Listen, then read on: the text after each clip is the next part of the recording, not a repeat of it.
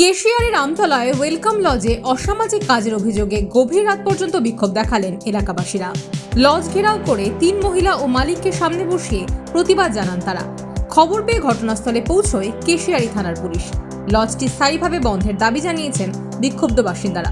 ঘটনার তদন্ত শুরু করেছে পুলিশ।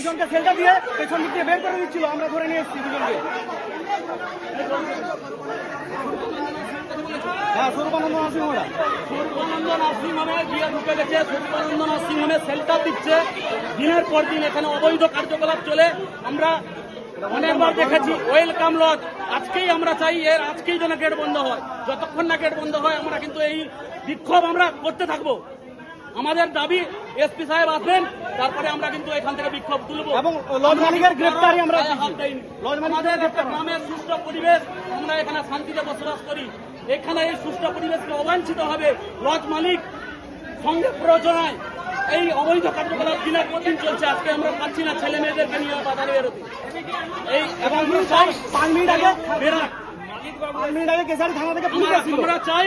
আমরা চাই আজকেই যেন এটা বন্ধ হয়। যতক্ষণ না বন্ধ হয় আমরা এই প্রতিবাদ আমরা চলতে থাকবে আমাদের।